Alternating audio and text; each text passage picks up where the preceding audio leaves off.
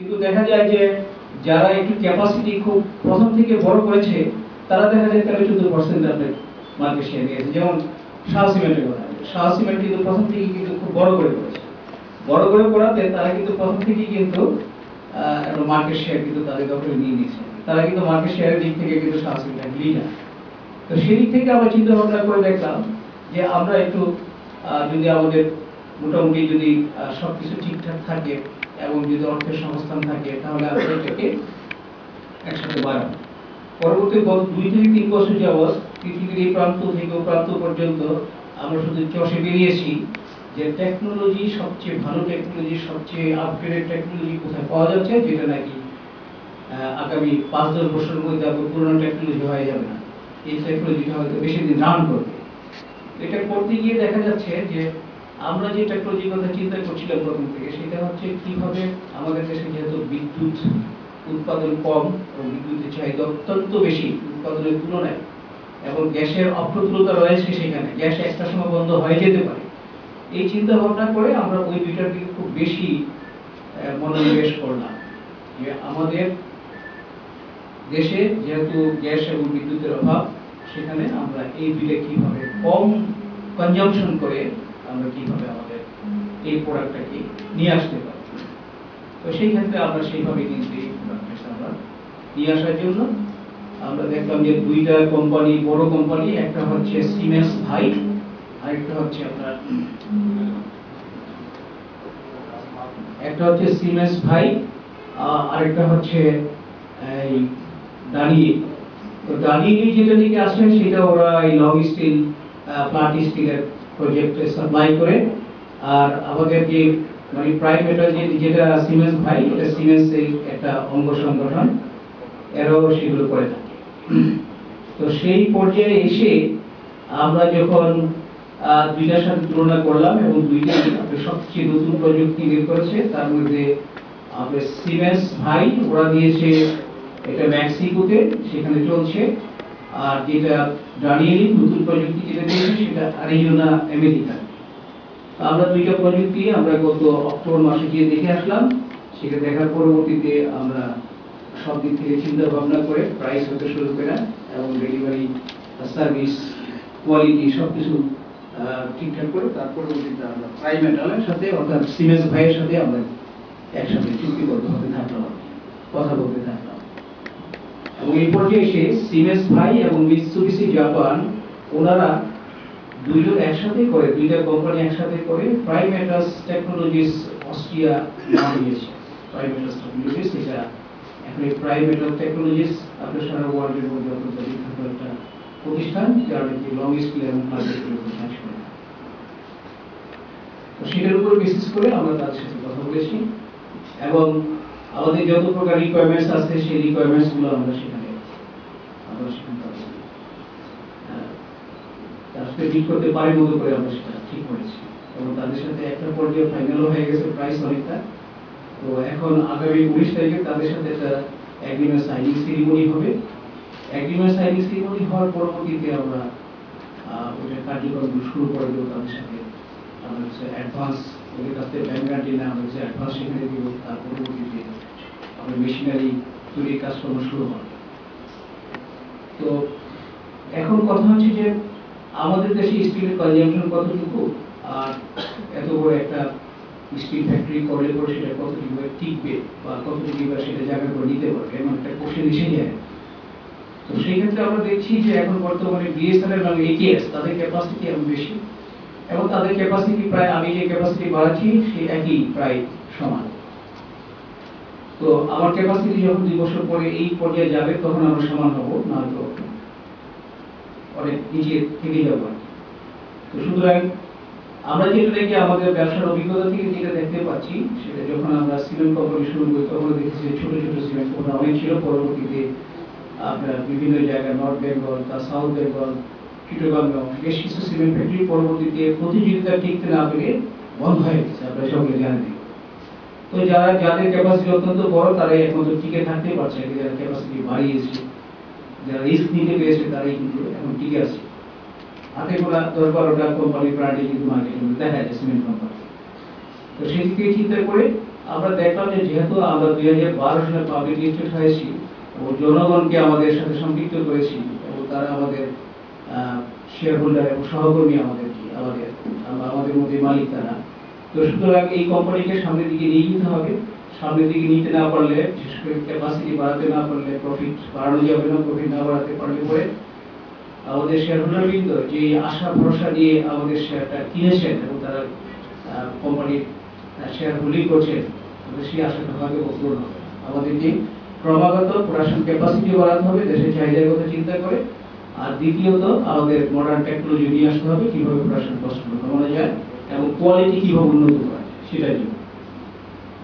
তো এই পর্যায়ে এসেই কিন্তু আমরা সেই কাজগুলো করেছি এবং এখন দেখা যেতে পারে যে আমরা যেই এগ্রিমেন্টে যাচ্ছি সেই এগ্রিমেন্টটা করলে পরে তাদের সাথে যে প্রজেক্ট নিয়ে আমরা কাজ করছি এবং 2018 সনে যদি এই প্রজেক্টটা চলে আসে, 16, 17, 18 সনের প্রথম দিকে যদি এই প্রজেক্টটা চলে আসে, তাহলে বাংলাদেশের অর্থনীতি, বাংলাদেশের সমাজ কতটুকু উপকৃত হবে সেই জিনিসটা আমরা একটু দেখি আছি। আপনাদের কাছে একটা ফাইল দেওয়া হয়েছে, আপনারা দেখবেন এটার মধ্যে একটা রয়েছে। আদম শফিউল্লাহ সাহেব, আমার এটা দেন ফাইল। আমরা এখানে সংক্ষেপে আপনাদেরকে দিয়েছি, আপনারা যদি এটা একটু লক্ষ্য করেন তাহলে দেখবেন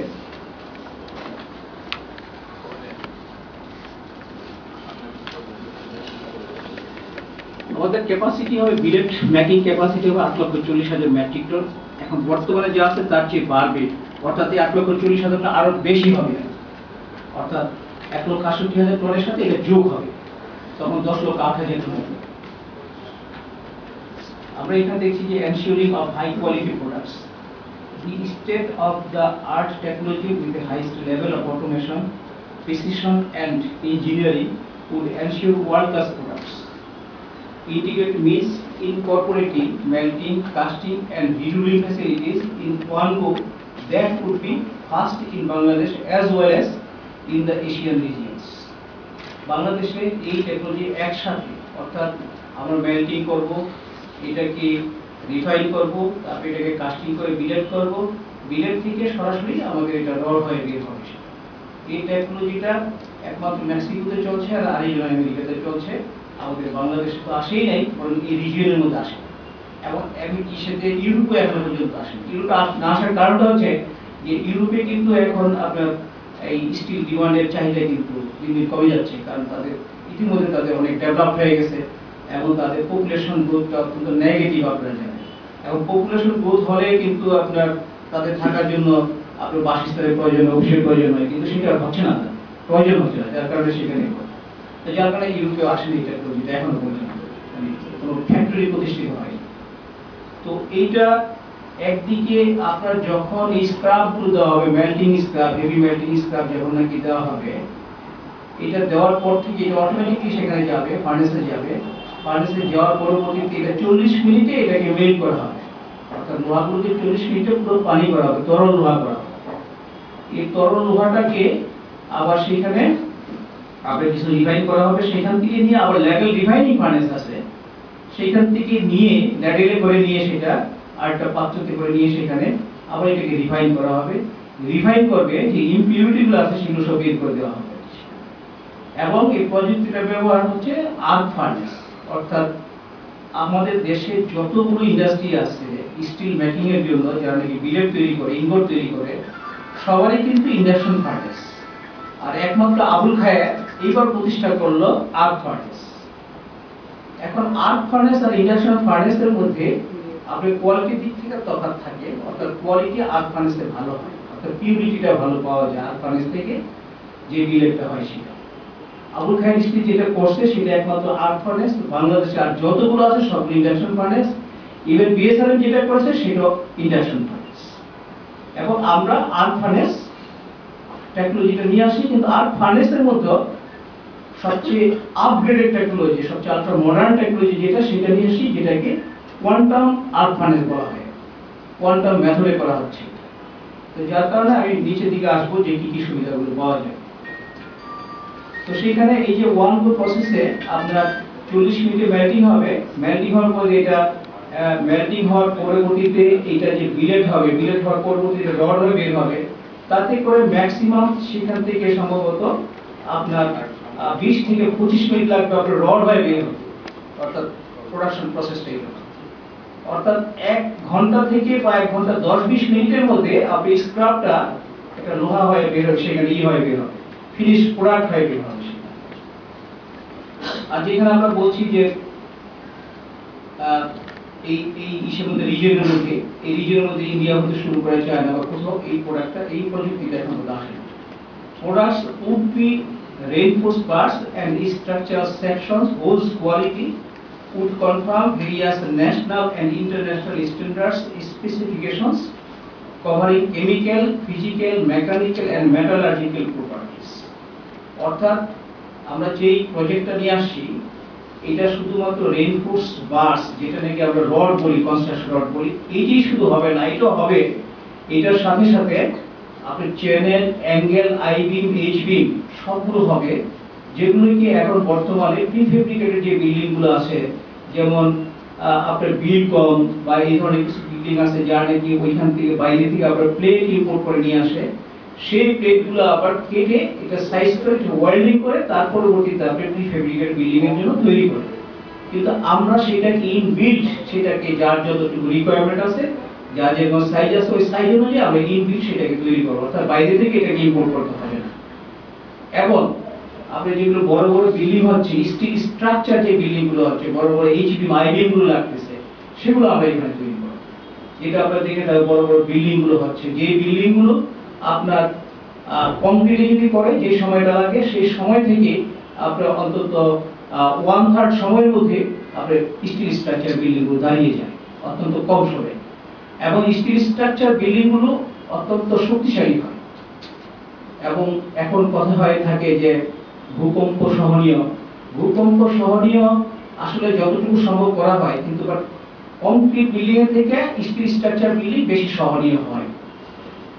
আর ভূমিকম্প তো মানে একটা প্রাকৃতিক ব্যাপার, আল্লাহর দেয়া, এটা মানে একেবারে করাটা হয়তো বা কার পক্ষে সম্ভব হচ্ছে না। জাপান যে টেকনোলজি নিয়ে আসছে বা তাইওয়ান যে টেকনোলজি নিয়ে আসছে, তারা এই টেকনোলজিতে বিল্ডিং তৈরি করে, সেটা রডের মধ্যে না, এটা টেকনোলজি একটা যে বিল্ডিং তৈরি করে, সেই বিল্ডিংটাই মানে অরক্ষিত থাকে। তো আমরা যে প্রোডাক্টটা তৈরি করছি, সেই প্রোডাক্টগুলো সব দিক থেকে স্ট্যান্ডার্ড, মানে এই ন্যাশনাল এবং ইন্টারন্যাশনাল স্ট্যান্ডার্ড যতগুলো আছে, ওই স্ট্যান্ডার্ডটাকে ফলো করে আমরা এগুলো কনফার্ম করব, অর্থাৎ ফিজিক্যাল, মেকানিক্যাল, মেটালার্জিক্যাল প্রপার্টিজ যেখানে যেটা রাখা দরকার সেখানে সেটা থাকবে। আমাদের highly sophisticated quality control laboratories with stringent QC practices, quality control practices would ensure all sorts of testing facilities of physical, chemical, mechanical and metallurgical properties of all processed and finished products. আমরা finish product করার পরবর্তীতে on processor করব, এগুলো যখন production process থাকবে, প্রসেসের সময় থাকবে এই কোয়ালিটি কন্ট্রোল প্রসেসগুলো, এবং যখন ফিনিশ হয়ে যাবে প্রোডাকশনটায়, ফিনিশ গুডটা, তখন আমরা ডেলিভারির আগে এগুলোকে আপনার এই ল্যাবরেটরিতে, আপনার কোয়ালিটি কন্ট্রোল ল্যাবরেটরিতে সব এনশিওর করে তারপর আমরা ডেলিভারি দেব। The company is committed to assure excellent and unparalleled quality products in the national market. আপনারা সবাই জানেন জিপিএইচ ইস্পাত কিন্তু আপনার যতগুলো আপনার বড় স্থাপনা হয়েছে এখনো পর্যন্ত, সব স্থাপনাতেই কিন্তু গিয়েছে। এবং আপনারা জেনে থাকবেন যে পদ্মা সেতু যখন নাকি প্রথম আপনার তাদের নদী শাসনের জন্য পাইলিং শুরু হয়, তখন কিন্তু আমরা 40 mm এর আমরা যে রড, সেটা কিন্তু প্রথম আমরা সাপ্লাই করেছিলাম আব্দুল মোনেম লিমিটেডের মাধ্যমে। এবং আমরা এখন ওদের যে রিকোয়ারমেন্টস, যে কোয়ান্টিটি, সেই কোয়ান্টিটি আমাদের পক্ষে দেওয়া এই মুহূর্তে সম্ভব না, যেহেতু আমরা শুধুমাত্র 1,20,000 টন মাল প্রতি ইয়ার ব্যবহার করি।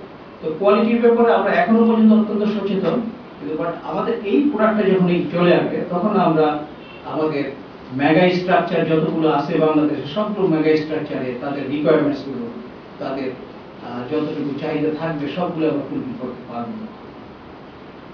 The production process would ensure huge savings with the finished products compared to conventional and existing industries in the arena.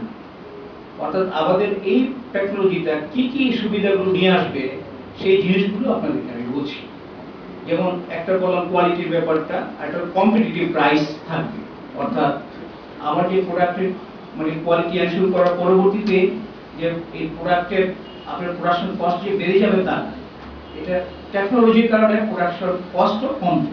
সেই ক্ষেত্রে আমরা আমাদের কাস্টমারদেরকে আমরা কম্পিটিটিভ প্রাইসে আমাদের এই উন্নত অর্থাৎ আন্তর্জাতিক মানসম্পন্ন প্রোডাক্ট আমরা দিতে পারবো।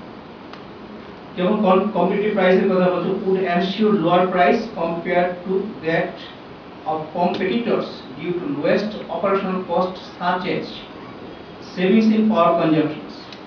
আমরা পাওয়ার কনজাম্পশন প্রতি টনে 300 কিলোওয়াট সেভ করতে পারি, যেখানে ইন্ডাকশন ফার্নেস গুলোতে 600 থেকে 620 কিলোওয়াট পাওয়ার প্রয়োজন হয়, ইলেকট্রিসিটি প্রয়োজন হয় আপনার এই ইন্ডাকশন ফার্নেস গুলোতে, সেখানে আমাদের কোয়ান্টাম আর্ক ফার্নেসে আমরা 300 থেকে 310 কিলোওয়াটে আমরা এটাকে মেইনটেইন করতে পারি। আমাদের সাথে সেভাবেই আমরা দেখে আসছি। আমরা যখন মেক্সিকোতে ভ্রমণ করলাম তখন আমরা 2-3 দিন থেকে সেখানে আমরা প্রোডাকশন করাকালীন সময় দেখেছি, গত 1 বছরের ডাটা নিয়ে দেখেছি আমরা প্রোডাকশন ডাটা, আর সবগুলো খুলে খুলে বের করে করে আমরা দেখেছি। তাতে করে আমাদের প্রতি আপনার টনের মধ্যে প্রায় 300 কিলোওয়াট আমাদের পাওয়ার ইলেকট্রিসিটি সেভ হয়। এখানে শুধুমাত্র আপনার যে আবুল খায়ের গ্রুপের যে আর্ক ফার্নেস রয়েছে, সেই আবুল খায়ের গ্রুপের আর্ক ফার্নেসের মধ্যে 450 থেকে 460 কিলোওয়াট পাওয়ার প্রয়োজন হয় তাদেরকে। সেই হিসাবে আবুল খায়ের গ্রুপ থেকে আমাদের যেটা 150 থেকে 160 কিলোওয়াট সেভ হবে ওনাদের প্রজেক্ট থেকে আমাদের প্রজেক্ট। কিন্তু বাট আর অন্যান্য যেগুলো আপনি কনভেনশনাল যে ইন্ডাকশন ফার্নেস আছে সেগুলো থেকে 300 কিলোওয়াট আমাদের possible. Savings in gas consumption 35 cubic metre per টনে আমাদের এটা সেভ হবে। কিভাবে সেভ হবে আমি নিচে আসছি। তারপর savings in yield loss on finished products, অর্থাৎ আমাদের যে প্রযুক্তি সেখানে যে লস ইল্ড লস যেটা থেকে হয়, অর্থাৎ প্রোডাকশনকালীন সময়ে যে বিভিন্ন ধরনের ওয়েস্টেজ হয়, সেই ওয়েস্টেজটা আমাদের প্রযুক্তিতে 2% কম হবে। সেদিক থেকে আমরা আমাদের একটা অ্যাডভান্টেজ রয়েছে। Savings in material handling and transportation cost, আমাদের যে প্রযুক্তি এটা আমরা একটা শেডের ভিতরে আমরা একটা কম্পাউন্ডের ভিতরে করে নিচ্ছি। যেমন আমরা তাদের কিন্তু যেমন আমরা যদি বিএসআরএম এর কথা ধরি, বিএসআরএম এর বিলেট তৈরি করে নাসিরাবাদে, আমরা রডটা তৈরি করতেছে ফুজারহাটে, তো নাসিরাবাদ থেকে আমরা বিলেটটা নিয়ে আসতে হবে ফুজারহাটে। এইখানে একটা ট্রান্সপোর্ট কস্ট আছে। এর পরবর্তীতে আবার যখন এখন বর্তমানে মিরেশরাইতে করেছে তারা, মিরেশরাই থেকে প্রায় আপনার ওইখানকার দূরত্ব প্রায় 60 থেকে 65 কিলোমিটার। সেই 60 থেকে 65 কিলোমিটার কিন্তু আবার তারা মিরেশরাই থেকে এখানে নিয়ে আসবে গাড়িতে, সেটা একটা প্রোডাকশন কস্ট আছে। তো এরকম যাদের একসাথে নাই তাদের কিন্তু কস্ট আছে। সেই হিসাবে প্রতি টনের মধ্যে প্রায় 1 থেকে 200 টাকার মতো একটা সেভ হয় আমার। তাছাড়া আমাদের যে প্রোডাকশনটা সেটা কিভাবে হচ্ছে, যেমন এর পরবর্তীতে আসবো, যেমন ফরেন কারেন্সি সেভিংস হচ্ছে কিরকম। যেমন নর্মালি বিলেট ইম্পোর্ট কস্ট আপনার $550 করে থাকে, 550, 60, কখনো $700 হয়েছে, এভারেজে 550, 500, 600 এরকম থাকে। এখন প্রাইস মানে সবচেয়ে লোয়েস্ট প্রাইস আছে, এখন হয়তো $300 মতো আছে, কিন্তু একসময় এটা $550 ছিল এভারেজ। আর স্ক্র্যাপ যেটা নাকি এখন বর্তমানে $190, $180 করে আছে, আর মানে এটা কিন্তু $400 মতো থাকে স্ক্র্যাপ প্রাইস। অর্থাৎ আপনার বিলেট থেকে স্ক্র্যাপের প্রাইসের দামের একটা $150 মতো ডিফারেন্স থাকে সবসময়। সেটা যত বাড়ুক না স্টিলের প্রাইস আর যত কমুক না কেন $150 মতো একটা ডিফারেন্স থাকে। তো এখন এখানে ইয়ারলি সেভিংস হচ্ছে যদি আমরা বিলেট ইম্পোর্ট না করে, এটার জন্য যদি আমরা স্ক্র্যাপ ইম্পোর্ট করি, স্ক্র্যাপের দাম যেহেতু $400 করে আর এটা $550 করে, তো প্রতি টনে আমার $150 করে সেভ হচ্ছে। আমি 6,48,000 টন এখানে আমি মানে বিলেট থেকে রড বানাবো, সেই জন্য 6,48,000 টন এখানে দিয়েছি, $150 করে যদি সেভ হয় তাইলে $9,72,00,000 প্রতি বছর সেভ হবে। আর production of IP, IPN, sections, H beam and flat, এগুলো আমরা 1,08,000 টন তৈরি করব, যেটা নাকি বিলেট থেকে আমাদের বিলেট থেকে হবে। তো এটা যদি তৈরি করতে 1,08,000 টন যেটা নাকি আমরা এখানে তৈরি করব, সেটার জন্য যে স্ক্রাপটার দরকার আমাদের সেটা